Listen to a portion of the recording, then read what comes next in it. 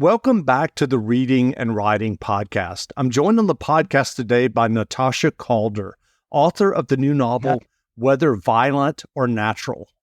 New York Times bestselling writer Rory Power wrote about the novel. Sly, sharp, and utterly captivating, Whether Violent or Natural tumbles headlong toward its surprising yet inevitable end. Calder's voice is one I won't soon forget. I interviewed Natasha on an earlier episode of the podcast regarding a novel she co-wrote, and I'll have a link to that earlier podcast in the show notes. Natasha, welcome to the podcast. Hi, Jeff. Thanks so much for having me back. Absolutely. Well, if someone hasn't yet heard about your new novel, Whether Violent or Natural, how would you describe the novel? Sure. So, Whether Violent or Natural is set in a not too distant future world that's been largely devastated by total antimicrobial resistance. And it's focused particularly on the lives of two characters, Kit and Creven, who are eking out an existence on a small island away from the dangers of the mainland. And it's set around what happens to their world when a woman one day washes up ashore their island and all their secrets and lies begin to crumble around them. And the book is told specifically from the perspective of one character, Kit. It's all from sort of within Kit's own internal monologue, and Kit has a very particular way of talking. I would describe the character as sort of almost hyperfluent, but with a very sort of like child's eye view on the world in some regards, in a slightly childish way of speaking, sometimes, informed by some of the same things that children's literature is informed by, like alliteration and rhythm and rhyme, and wordplay. There's lots of wordplay, which is sort of, I think, a reflection of Kit as a very intelligent but very, very bored fantasist who only has so many means to create entertainment in the existence in which Kit and Creven find themselves, but also because Kit is always trying to shape the world and to make Creven do certain things that Creven might not otherwise want to do, being a bigger and larger person than Kit. So it's been described a lot of times as very dark and very gothic, and I think it is those things. It's also standalone complete. You get total closure at the end, and I'm sure it's not for everyone, but I've had some lovely feedback from people who have really got Kit, and I think people who like that kind of voice, that sort of highly stylistic thing, get along very well with it. Do you remember the original idea or impetus that led you to writing the novel?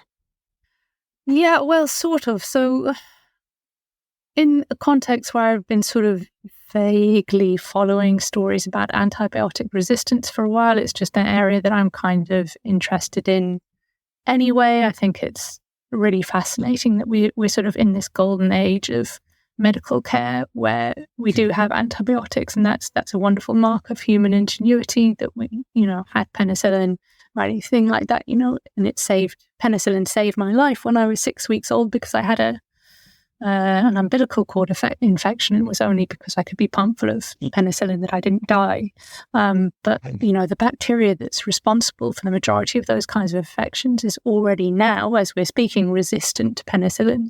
And even though it's sort of human ingenuity that brought this wonderful medication in and made so many other kinds of treatments possible, it's sort of human negligence and foolishness that is rendering them slowly, actually quite quickly, resistant to those same medications. Things like putting antibiotics into the feed of livestock and overprescription and people not following their prescriptions that they are given properly.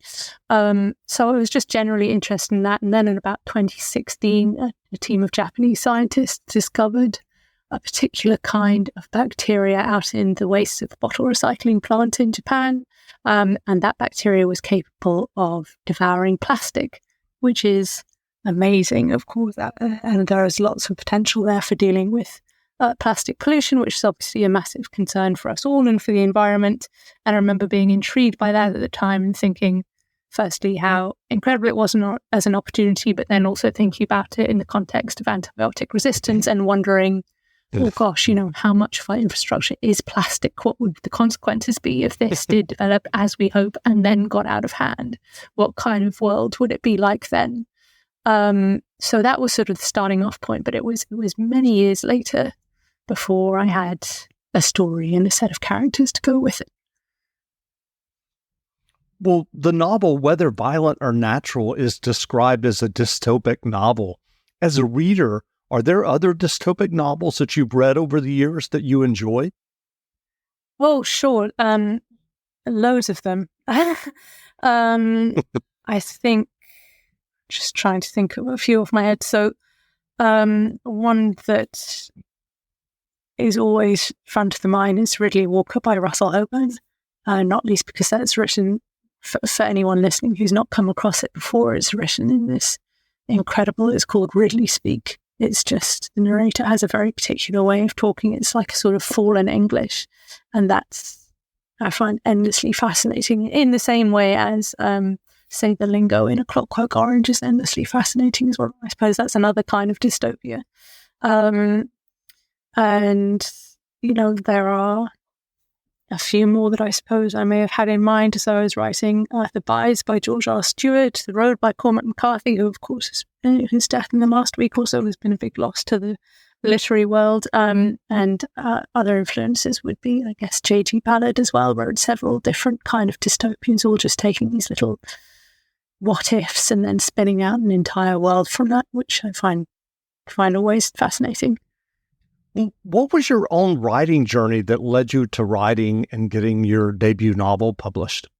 So my writing journey began relatively recently. I mean, prior to about 2018, well, even way back before then, I thought, I had always been a reader as a child, and there was a certain point where I was sure I knew what I wanted to do with my life, and that was to go to university and study English literature, which is a pretty short-sighted life plan because it really only gets you, a few years in. So I did my degree, I did my master's degree, and it was wonderful, but it didn't really set you up for much else.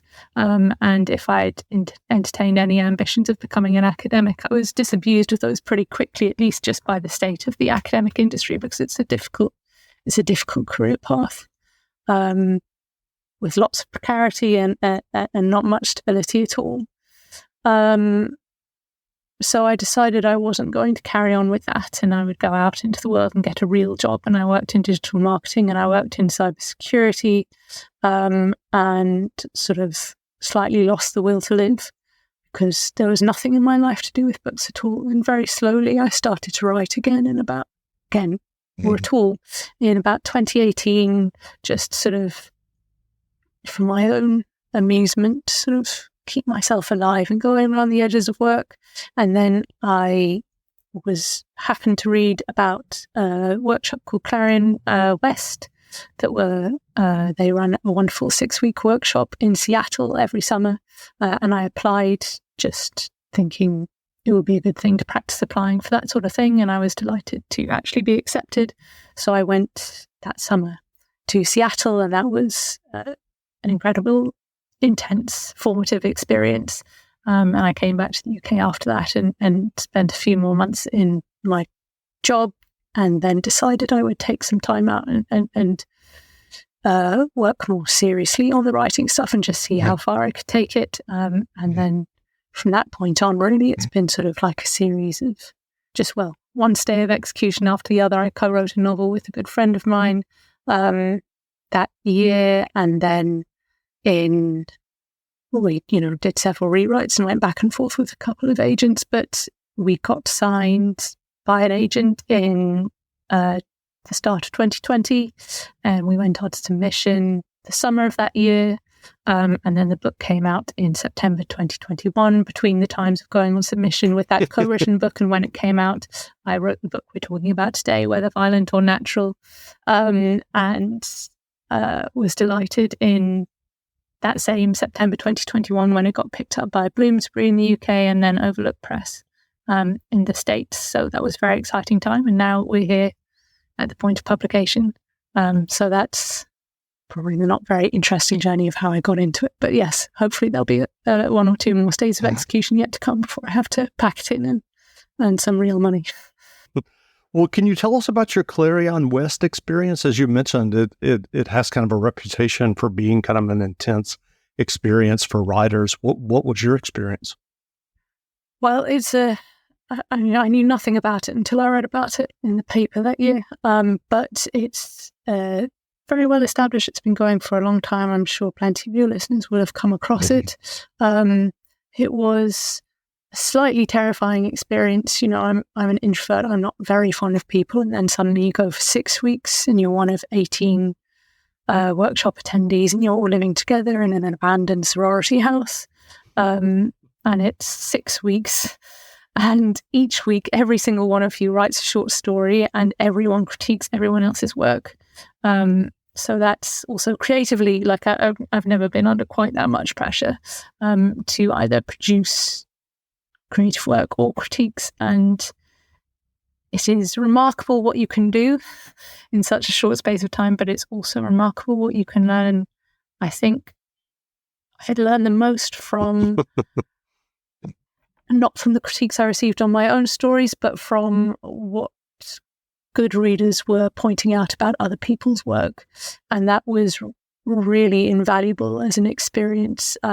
Quite apart from, we also had a different instructor every week, going, writers at different stages of their careers, an editor. And that was always interesting as well. But I don't think I learned anything so much as I did is just from paying attention to other people's critiques. And if you do pay enough attention, then you can bring that to your own work, because not everyone always has time or access to a good group of readers. You can't necessarily always say, hey, please read my novel right now. But if you do at some point have good access to a ring of good readers critiquing work, then you can learn enough to sort of take it on board and apply it to your own. Yeah, it was absolutely amazing. And I guess it also gives you, it was, I suppose, my first bit of validation. I was sure they'd made a mistake when they let me in. But it was nice for 6 weeks to be taken seriously, to say, all right, this is what we're going to be doing for this time. You're not going to be worrying about your job or even really about feeding yourself. We're just going to sit down and talk about writing, and everyone else here is in the same position. So it was, it was, they do say when you go that it could change your life, and you don't really believe it because it's just 6 weeks. How could your life change in 6 weeks? But it did. And yes, if anyone gets a chance to apply, I highly recommend it. Well, what was your writing process when you were working on Whether Violent or Natural? Did you do a lot of plotting and outlining prior to starting work on the novel, or did you just have this voice that you talked about and this point of view and kind of dive into it? How did that work for you? I wish I could outline as a writer. I've tried it a few times, and usually I then can't make the story work. I'm very envious of writers who outline. I've been told that Connie Willis writes an entire plot outline and then just sits down every day and write whichever bit she fancies, which seems like an incredible way of working. But I am much more inefficient, and I do an awful lot of what writing that ends up in the bin.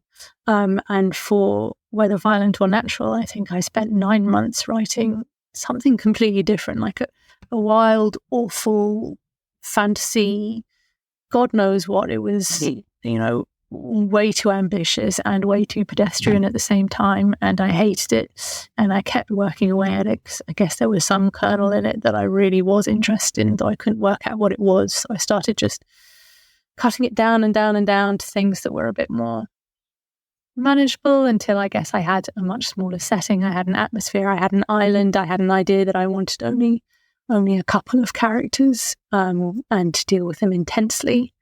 But really it was just 9 months of toil, and then a barrier broke down. Honestly, I feel like such an idiot every time I say this, but it was like a wall broke down and there was Kit on the other side saying, "What took you so long?" And from that point on, it was very easy. It was all led by the voice then. Once I had a really clear idea of what Kit sounded like, I could just sit down and be pretty regimented about it. I could write 2,000 words a day and then I'd stop, and then Kit would whisper in my ear through the night and tell me about all the things we were going to do the next day. And that was very straightforward. So I think it was 3 months from that point, but that 3 months only came after 9 months of absolutely struggling. Well, what writing advice would you offer for those who are working on their own stories or novels? Well, I mean, there are much better writers to seek advice from me, but I do have one bit of advice that I hope doesn't sound too patronizing, which is to sweat the small stuff at some point. And I only mention it because one of the most valuable experiences I've had actually came when I did have a real job. When I was working in that cybersecurity company, I was a technical writer, and one of my responsibilities was to sit on the copy editing queue for all the company's marketing materials and reports and things like that, and getting to work with professional copy editors and proofreaders. I mean, you think you know a lot about grammar and syntax, and then you realize the truth. And there is so much I learned from them that I've been able then to use later on in my work. And it's obviously, you don't have to do it in your first draft because you just need to get the words down on the page. But at some point, taking care to quibble over every single comma, full stop, semicolon, double checking the meaning of every single word, I think is absolutely critical. I mean, if you're pre-agent, then if you're producing clean prose, what it means is for your submission packages that you're giving them fewer reasons to throw your manuscript aside. And then later on, once, if you're in the fortunate position of having an agent, if you only go to them with stuff that's clean, then your agent and later your editor can do their jobs more effectively because they can grapple with the bigger issues of the text rather than just trying to clean it up to get yourself out of your own way, if that makes sense. So, I mean, it's often taken as a given that writers will pay attention to the small details of their craft, grammar and syntax, but I don't think we necessarily talk about it enough, and I think it's really, really important. So, yeah, that would be my advice.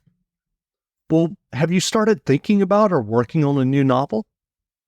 I have. I've been working on a new novel, I think, probably for 1.5 years now, and it is proving to be an even more inefficient, annoying process than the last. Did you hear that? Did you hear that question? Yeah. Oh, I think we've got out of sync. You can go ahead. Go ahead and proceed. Yeah? Did you hear the first part of my answer? Yes. You can go ahead. You can go ahead and answer the question. Okay. I did. Sure. I did. I did hear the first part. Sorry.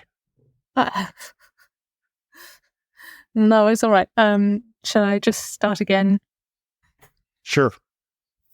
Okay. So, yes, I have been working on a new novel, I think, for the last 1.5 years now, and it's proving to be even more inefficient and annoying than the last one. I think the way I've been conceptualizing it most recently is this, like, you find yourself standing in front of a door and it's locked and you have to get through it. But, once you get through to the other side, that's it. And you spend a certain amount of time jamming the lock and trying to work at the hinges until finally you get through and you think, oh, what a relief that was, I'm done. And then slowly your eyes adjust to the dark and you see there's another door there that you have to get through. And I've been doing that for the last 1.5 years, just slowly realizing there's something else I still have to do. And every time I do that happens, being absolutely certain it's the last thing, and then it never is. And I fear that by the time I do get through the last door, it will prove I'll end up with a manuscript that is unsellable. So, what can you do? You just have to persevere and get through to the end. And I'm sure I'll learn plenty along the way, even if it ends up being a total pile of rubbish. Well, what novels have you read recently that you enjoyed? I've had a good run recently. A friend of mine gave me a copy of Reservoir 13 by John McGregor, which I somehow missed when it came out. And and it's beautifully written. It just starts off with the inciting incident, as so many books do, of a young woman going missing, and then you go back to the community once a year, every 13 years, and see how people have and haven't changed, how the wildlife has and hasn't changed, and it's quite exquisite. And I had an accidental excellent pairing, which is I immediately then read a book called Falling Animals by Sheila Armstrong, which has only just recently come out, and actually starts with sort of the exact inverse as the inciting incident, because instead of a young woman disappearing, it starts with the appearance of the body of a dead man on the beach, and then does a very similar thing in just examining slowly how that appearance, how that one event has an impact on the community where it happens, and it's also beautifully written, and it makes for a great couple of books to read one after the other.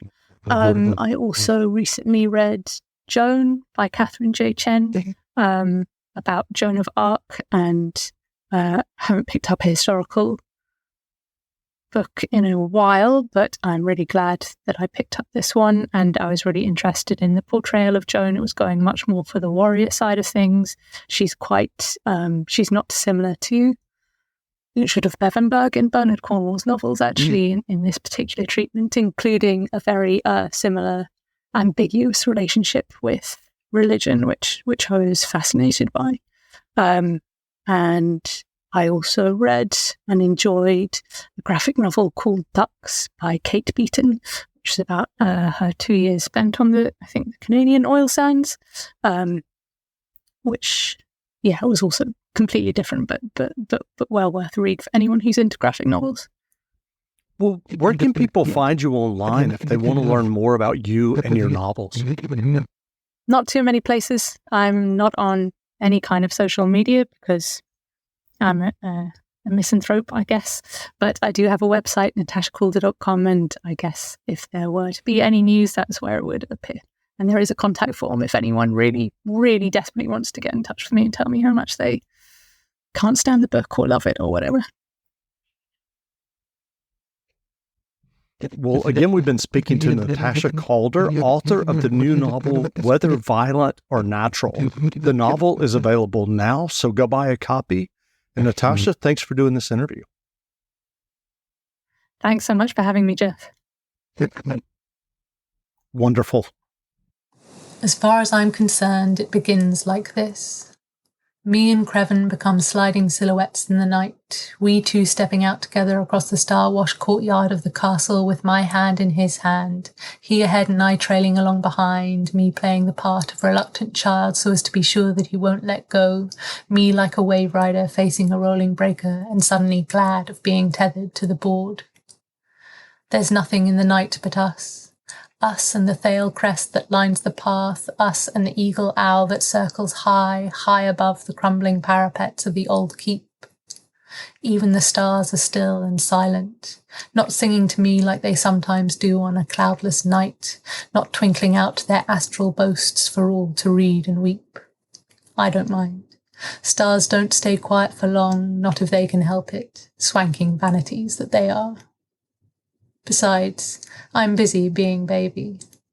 Sometimes it's Creven who needs comforting, but for now it's my turn and I want to savour every moment, every second of ceded control, of not having to think or decide what to do next, where to go, how to behave.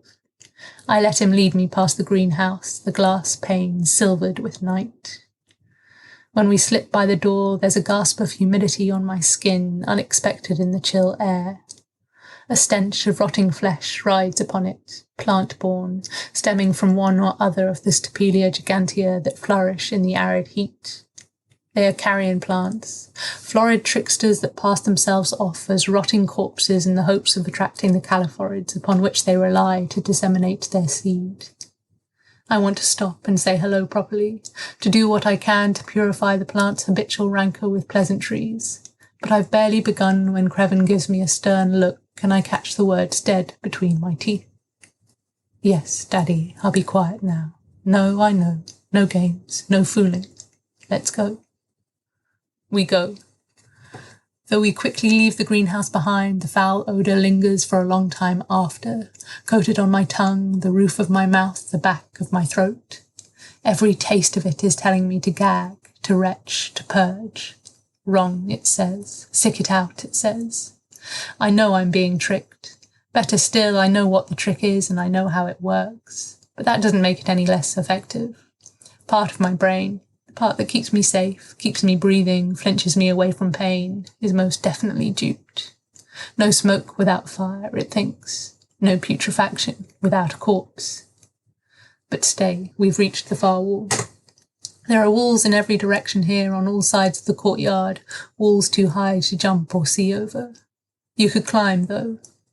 There are lots of places where the brick has crumbled, worn in, worn away, leaving little nooks and niches where you can grip with your fingers, dig in with your toes. Before Creven came, I climbed the walls whenever the fancy took me. I'd sit on the top and kick my heels or lay down to laze in the sun.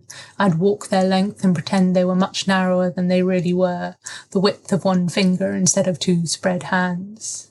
I would flail my arms as though I was losing my balance, a tightrope walker swaying precariously on a line stretched between the upper limbs of giant redwoods. But Creven doesn't like to play those sorts of games. He goes in and out through the postern and he never thinks of the walls as anything but an extra layer of defence. Now he stops, head tilted, one ear cocked. He's listening for invaders, for the knife men lying in wait, for the trespassers and vagrants who want to steal the island from him, from us, from me. But they aren't there. They never are. There's no one on the island but for us, me and Creven. I try to say as much, but he won't be told, won't have the plain facts pointed out to him. It's a habit, I guess, this tedious precaution of his, this need to check that the silence of no breath is everything it seems, an absence and not a stifling. But then he's been on edge ever since he came here. A moment's inattention can be lethal. That's what he tells me sometimes. Perhaps it's even true, I don't know. I've passed several thousand moments of inattention and come to no particular harm, but I suppose that doesn't account for all possible eventualities. Suffice to say only that I am happy to humour him, and so I try very, very hard not to tut impatiently or tap my foot as Creven listens at the postern gate. Finally deciding that he hears nothing because there is nothing to hear, he tugs on the latch and the gate opens like a mouth. Creven pulls my arm and we pass together through that narrow throat and out into the belly of the island.